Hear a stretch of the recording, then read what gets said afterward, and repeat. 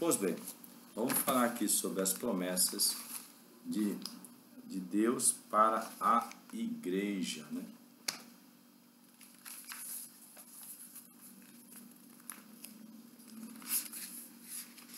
Dá para ver, né?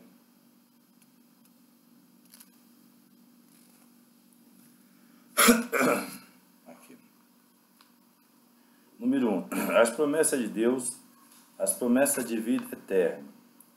O estabelecimento da grande comissão do nosso Senhor Jesus, como vimos em Mateus 28 e em Marcos 16, constatamos que a primeira grande promessa da igreja é a vida eterna, a salvação em Cristo Jesus. Essa promessa é para todo aquele que nele crê, né? Ele crê e é salvo pelo Senhor e, consequentemente, torna-se membro do corpo de Cristo, a igreja do Deus vivo, desde o primeiro dia de seu arrependimento e fé.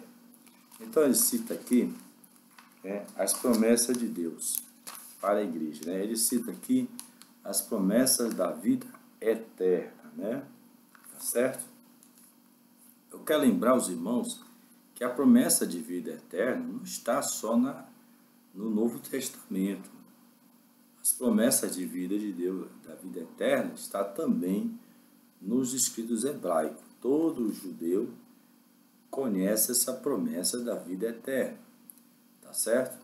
Então não é só dos cristãos. Mas o Novo Testamento, ele exalta e destaca essa promessa. E é isso que nós chamamos de ser salvos. Não nos ficarmos presos a este mundo de uma forma que quando morrer, mesmo morto, estaremos presos a este mundo. Mas de sermos salvos. Quando perder a vida neste mundo, no outro mundo vindouro, né? No mundo dos espíritos também sermos salvos. Temos a vida eterna. É isso que Jesus nos ensina. João 3,16 diz que Deus amou o mundo de tal maneira que deu seu Filho unigênito, a fim de que todo aquele que nele crê não pereça, mas tenha a vida eterna, né? Uma vida eterna. E João 5,24. Eu vou ler aqui João 5,24, o Evangelho do Senhor Jesus. Abra sua Bíblia, né? Peguei a Bíblia da minha esposa. Abra sua Bíblia, João, capítulo 5, versículo 24, né? João 5, 24. Na verdade vos digo que quem ouve a minha palavra e crê naquele que me enviou, tem a vida eterna, e não entrará em condenação, mas passou da morte para a vida. Então, se você ouvir as palavras do Senhor Jesus, é interessante entender que as palavras do Senhor Jesus, elas não são somente do Senhor Jesus, elas são também da Bíblia hebraica, porque a Bíblia hebraica é a palavra de Deus. Ela é a palavra de Deus. Ele ressoa essa palavra no seu Novo Testamento. Ele exorta uma mudança, transformação real, porque uma coisa a gente pode ficar viciado a ser aquele crente ou aquele judeu que lê a palavra, recita a palavra, mas lá dentro ela não entra, ela não se transforma, ela não muda aqui o pensamento, o coração, a maneira de viver. Tem que transformar, tem que desaparecer um homem viciado, e se transformar num homem reto, justo, diante de Deus, diante do Eterno, entendeu? Então, o Novo Testamento, ele exorta a importância da palavra de Deus. E essa palavra, se você a praticar, se você guardar dentro de você, de fato você já tem a vida eterna. Isso é o que eu concordo plenamente nas palavras do Senhor Jesus. A vida eterna, eu tenho a vida eterna. Você tem a vida eterna? Eu tenho a vida eterna. Se eu vivo em Cristo, se eu obedeço o Mashiach, se eu obedeço a palavra de Deus, eu tenho a vida eterna. Esse corpo, ele pode morrer. Ele é feito mesmo para morrer. mas a minha vida eterna é garantida. Ela é pessoal, ela é espiritual, ela é testificada pelo Espírito de Deus dentro de você. Você sente a vida eterna. Você sente que é uma questão de separar um do outro. O corpo tem que sumir, desaparecer. Mas a alma, o espírito, eles são preservados. Eles são transformados. E você recebe um novo corpo. Um novo corpo glorificado, né? Um corpo do mundo espiritual. Isso aconteceu com Abraão e muitos outros aconteceu. Vamos aí continuar a leitura aqui, né? Promessas de poder. Então, nós vimos aqui a questão da vida eterna. Vamos ver agora a questão promessa de poder. O que significa isso? Promessa de poder. Está aqui. Uma vez salvo em Cristo e membro do seu corpo, de acordo com o que lemos em Atos 1, temos uma gloriosa promessa de poder do alto para sermos instrumentos vivos em que sinais e os milagres de Deus possam confirmar a palavra que Ele nos entregou. Essa promessa foi feita em Atos dos Apóstolos, foi experimentada naquele tempo e ao longo da história da Igreja tem sido confirmado novamente na vida de milhares de servos de Deus que experimentam o batismo no Espírito todos os dias e recebem dons espirituais preciosos para fazer a obra de Deus com fé e ousadia. O mesmo Senhor que batizou em Atos dos Apóstolos, ainda batiza hoje, né? Aqui fala do batismo do Espírito Santo, né? O batismo do poder, né? Ele cita Atos 1, versículos 5 a 8, que nós lemos aqui, Atos 1, dos 5 a 8, nós lemos, né? E receberei virtude e Espírito Santo, que há de vir sobre vós, e semeais testemunhas, né, em Jerusalém, como em toda a Judeia e Samaria, até os confins da terra. Olha, o judaísmo, ele não tem esse expansionismo, ele não faz o proselitismo. Eles faziam. Na verdade, o judaísmo faz um proselitismo, eu não sei se é um pensamento meu, mas é mais relacionado a pessoas importantes, a monarcas, a pessoas de elite que se converte, né? Mas não assim, ele não faz para o povo se converter. Já os cristãos, né, eles fazem para o povo se converter. O cristianismo ele se transformou, ele trouxe esperança a muitos pobres do Império Romano, né?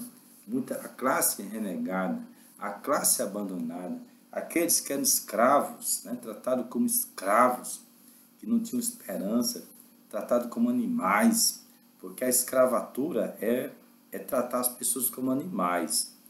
Não é a escravatura do que escrito na Torá, que é uma relação de patrão e empregado. Mas a escravatura do mundo, fora da Torá, ela é abjeta. Ela é transformar aquela pessoa no animal. Explorar até que ele morra. Viu? Tirar toda a energia daquela pessoa. É isso que foi. E quando eles falavam do Senhor Jesus, falavam das palavras do Senhor Jesus, eu sou o caminho, a verdade e a vida, né? Vinde a mim os que estás cansado, sobrecarregado, eu reanimarei, né? Recebei meu jugo, né? Que ele é leve e suave. Quer dizer, são palavras assim que trouxe esperança, vida. Quem é essa pessoa? Quem é esse ser? E eles receberam, né, a autoridade, receberam o Espírito de Deus. E isso deu força para eles continuar a sua vida medíocre, uma vida abusada, uma vida explorada, mas eles tiveram uma força maior para poder viver naquela relação deplorável. Tão grande foi o movimento no primeiro e segundo século dos cristãos, que aquilo começou a abalar a estrutura romana, porque eles deixaram de ser pagões, eles não pagavam mais por seus deuses, eles não faziam mais ofertas, doações, caridades, Não, eles ofertavam para outras pessoas, para a fé cristã, para o desenvolvimento da obra cristã. Mas não ofertavam mais para os templos dos deuses pagãos, né? Que eles pagavam, entendeu? Então, é um poder muito grande que o Senhor Jesus dá, né, a seus servos. Ele fala Atos 10, 44, né, a 46, 19, 6, tá? Isso aí. Vamos ver a promessa da glorificação do nosso corpo. Esse é um terceiro e último tópico, é o terceiro parágrafo desse último tópico, do segundo tópico, né? Está aqui, tá? Vamos entender o que significa a glorificação do corpo, tá? Veja aqui. O nosso corpo, no mesmo corpo do texto bíblico, em que se encontra a promessa de revestimento de poder, em Atos 1, também se encontra a promessa da vinda do Senhor.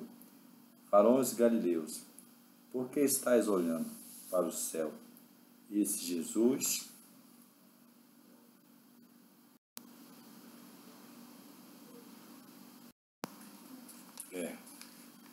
Então, isso aqui.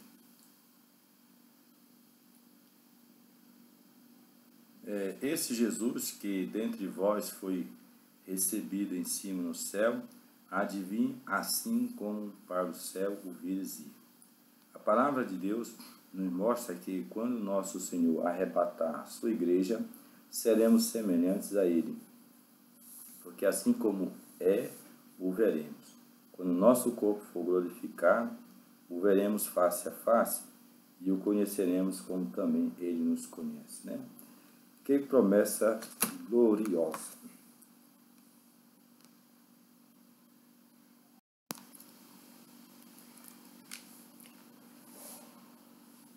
Então, aqui está mencionando a vinda, a volta do Messias, a volta do Messias, né?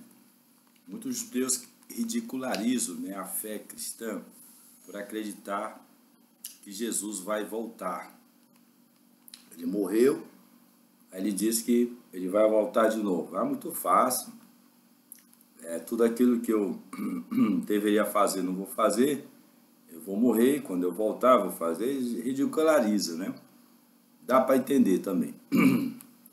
Mas mesmo assim, na fé deles, é importante lembrar, mesmo na sua fé, judeu, para Hashem, esse negócio de ir, vir, voltar, vir aparecer, isso aí não é nada.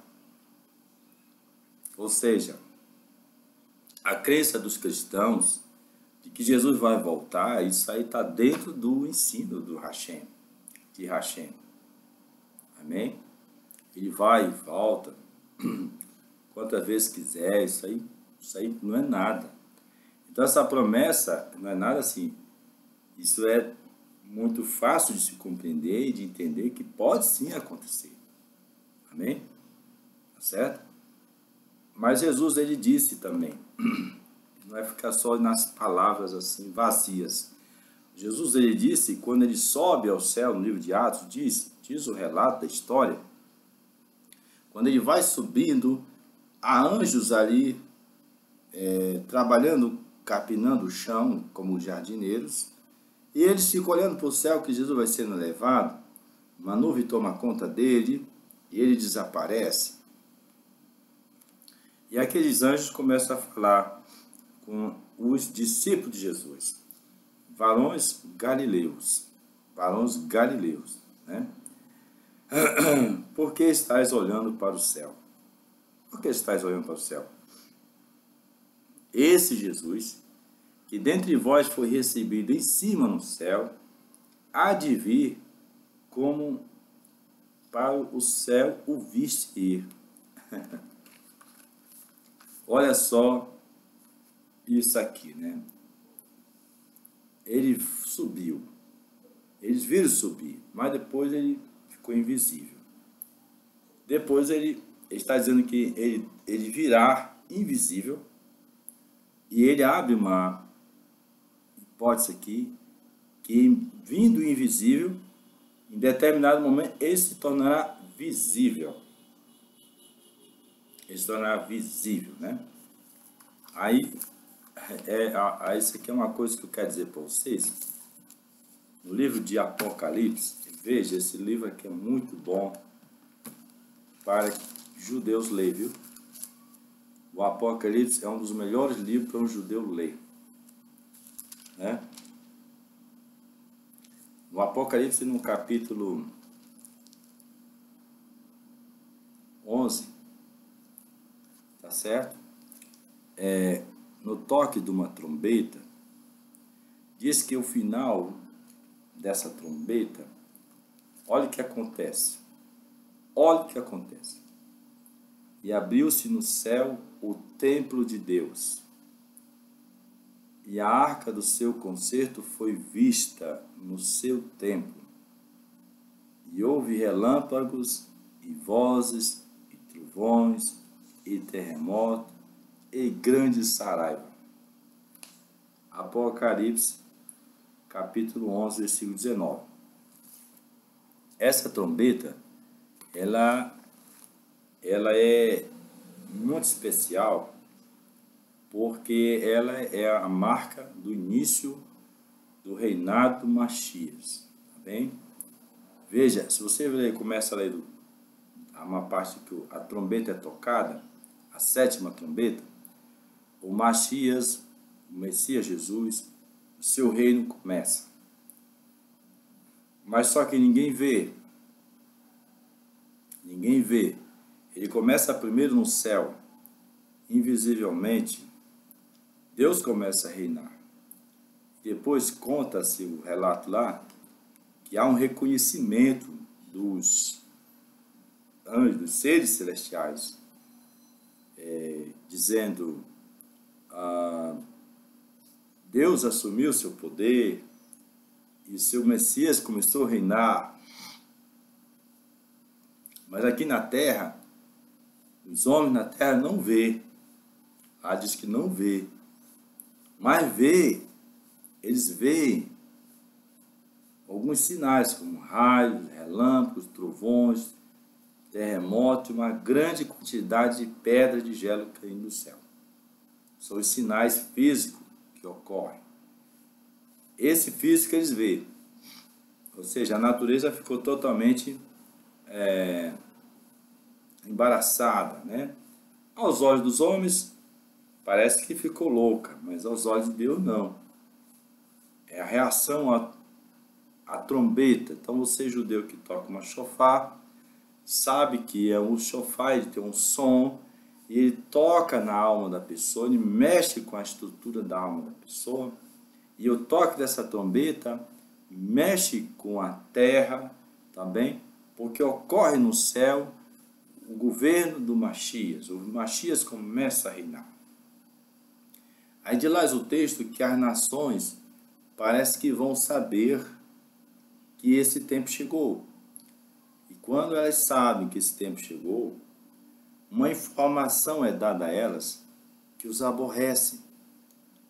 Aí que informação é essa? É uma informação desagradável.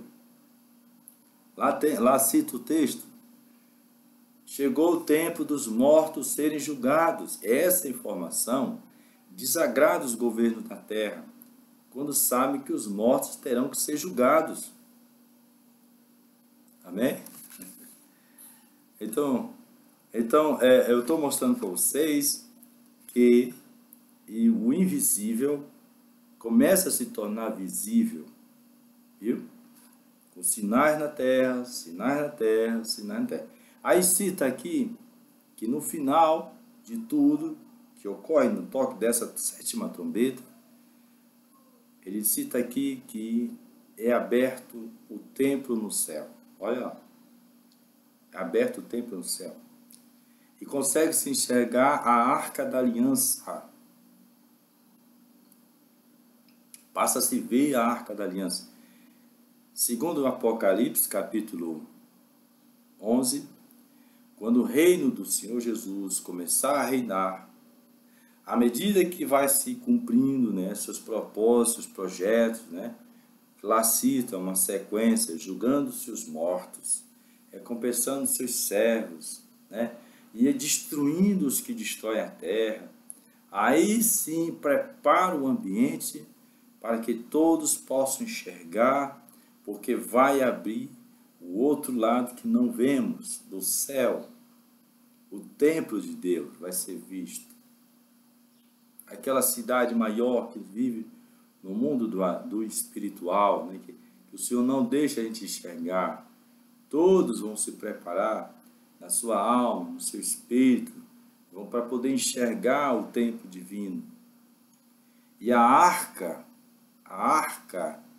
que o povo de Israel procura e não acha, ela será vista. Diz aqui, ela será revelada. Né? Amém? E o que tem dentro da arca? O que tem dentro da arca? A voz do Senhor, escrita, colocada nas pedras. Está lá dentro da arca. Vai ser revelado, vai ser manifesto, e as pessoas terão que cumpri-las. Né? Então, eu estou mostrando para vocês que existe sim um outro lado, o mundo espiritual, né? Bom, aqui diz também, né? 1 João 3,2, primeira carta de João 3,2, fala-se que seremos semelhantes a Ele, porque assim como é, o veremos. Hoje Jesus está no mundo espiritual. O livro de Atos mostra que para ele passar para essa realidade, ele teve que perder seu corpo na morte. Então isso mostra que para a gente poder ter acesso a um mundo do espiritual, nós também teremos que perder esse corpo, né? E será substituído por um novo corpo, glorificado, né? Ele usa aqui, por exemplo, e veremos como ele é. Hoje mesmo nós podemos ver, podemos ter visões de Deus. Você que ora a Deus, você vê anjo, você vai ver. Nós podemos ver. Mas sair daqui para viver lá, tem que sair daqui, tem que sair do corpo, tem que ter um novo corpo, né? Aí veremos face a face, e o conheceremos como também ele nos conhece, né? 1 Coríntios 13:12, tá certo? Aí, quanto a essa questão de arrebatados, né?